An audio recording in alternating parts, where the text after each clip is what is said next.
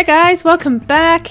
In today's video I'm going to go through a winged wolf hybrid commission. So I'll go through a whole heap of different things, and so stay tuned. As usual, I'm starting off with a resin cast of an original sculpture from myself that I have moulded in silicone and then cast in resin. And for this particular wolf, the commissioner asked me to use the ball and socket armature because she has a wired armature doll from me and wanted to know the difference, but I was kind of intending to use it anyway because I find it slightly more stable and a little better than the wire on bigger dolls. So I want to do a video on the differences between the wire armatures and the ball and socket armatures. So if you have any questions, just leave it in the comments below and I'll try and answer them in that video. So anyway, I'm painting up the eyes, nose and mouth in an acrylic black paint from Acrylic, which is an Australian brand, but you can use any acrylic paint that you can get your hands on. And if you're in Australia, I think you can get it from most craft stores apart from Riot. They don't stock it for some reason, but I got mine from the Melbourne Artist Supply in the city in Melbourne. And so the commissioner sent me some reference images of what she wanted this particular doll to look like, and it had striking blue eyes, so I wanted to sort of emphasize that. So I mixed a few different colors of blue together. So it was one sort of sky blue and one lighter blue, which I really liked the way it turned out. It made them really striking, and also made the pupil a little smaller just so you can see the blue in the eyes. Moving on to the legs, and two of the legs, which are the back two of the legs, have just regular wolf paws. So again, a resin cast of a sculpture that I did before with the plastic ball and socket armature was cast inside the feet, but I reinforced it with some epoxy sculpt. But maybe I'll add that into the ball and socket video that I want to do. And the other two front legs are actually bird legs, so I use the legs that I use for my Phoenix doll and Griffin dolls, because I thought that'd be a perfect match for the reference photo that was sent to me. So again, I just cast two of these bird claws, which I have also sculpted as well, and then cast in resin. So I'm going in and painting the claws in a neutral grey from acrylic paints. I did do a couple of layers of these, but I like to do the claws first when I paint them, just so when I paint the skin of the claws, I can just cut in where I've accidentally painted over them, so it looks a bit nicer and a lot neater. So the actual skin of the claws are going to be these two colours, raw umber and yellow oxide. So I mixed them together to get like a browny yellowy tone, and then I'm just going to go ahead and paint these two claws. Now I did do a couple of different layers of this paint and also added different browns and some blacks into the paintwork as well, just so it shows a bit more detail and has a bit more depth to the paintwork. So once I'm done with all of the paint work, I'll then seal the paint job with a liquitex. Could be a gloss varnish, could be a matte varnish, it depends what you want the surface to look like. So I generally use a matte varnish to seal all of my paintwork, just because I think there's only specific things that I think should be glossy, but really it's up to you, it's your artwork, so you do what you want to do. So the bird claws had some markings on the legs, so they had like a pinky whitey sort of markings, so I did the base of the markings this like pastel-y pink colour, and then I'm just going to go in and cut in with some white and even just some fuchsia, just to match what that picture was sent to me. So both claws had very sort of similar, but there were slightly different markings as well.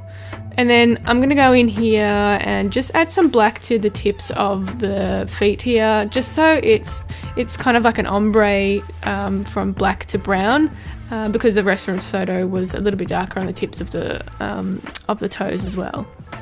Moving on to the fur, and this is the fur that I'm going to be using. I have used it previously for another doll, but I can't remember what I used it for. So I did have this left over, which was a perfect match for what the fur was in the reference photo. So it's a medium pile faux fur, and it's a good quality faux fur as well. So I'm glad I had this in stock. And as you can see, I've drawn out all my patterns. So the chest area I will do white. So as you can see, I've left that off, and you saw there what it will look like. And then I'm cutting out all the sides of the pieces as well. So then I'll go ahead and pin them fur side together, and then I will go and sew them up on a sewing machine. So the sewing machine I use is a Brother. It's not a super fantastic machine. If you want to know any details about how I sew the fur or anything, maybe let me know in the comments as well, and I could try and make a video on some tips and stuff by using the sewing machine. I could show you what my machine looks like and what settings I have it on, etc. So if you're interested in that, let me know in the comments and any questions you'd like to know as well. So here's what we have after I've sewn all the pieces up on the sewing machine and left the back end open to flip it the right way around. And you can see the white chest piece I have there. So it's only a tiny bit of white, nothing huge. So it wasn't a really big job either. So here's what we've got once it's been flipped the right way around, and you will need to pull some fur out of the seams. No big deal, but it does look better when you pull it out of the seams. And I did have a comment saying that why don't I pull the fur out of the seams, and I do. It's just really hard to hide seams when in certain furs as well. It just shows. There's nothing you can do about it. Right, so once this is all done, I'll then, with this particular armature, all you need to do is click it in place, but again, I can go through that in the video for you. So I'll click the armature in place, and I can insert it inside the body as well. So it is a little bit more time consuming than a wire armature, just because it's a lot of struggle to get that plastic armature inside the body and click it in as well. So once I've done that, I'll then go ahead and sew up the remaining open pieces with a lattice stitch, and then I will attach that faux fur to the resin piece using a tacky fabric glue. I don't really recommend using super glue and stuff because it's not really flexible and it is prone to cracking and stuff like that. So I wouldn't really recommend that, and I kind of think E6000 is super overrated. I don't like that glue at all. It's not good. And I have tried it on a lot of different things, and I just think it's really subpar to something else that you can get, and it takes forever to dry as well. So this glue dries in like 5-10 minutes, but generally you leave it overnight to fully dry, but it's pretty, you know, solid in 5-10 minutes. Alright, so moving on to the face, and I'm trying to include some different views and stuff of what I do. So here I've already furred the face, and I've gone through in a million videos why I don't show how I fur the face. So if you want to know, just go back on one of my other videos and try and find where I say it. It's in most of them. So I'm just going in refining all of the pieces just to bring out all of the features of the wolf. So once, you know, the fur's on, sometimes the features can get lost. So I'm going in with a textile fabric by Jacquard in brown, and the wolf has a brown snout.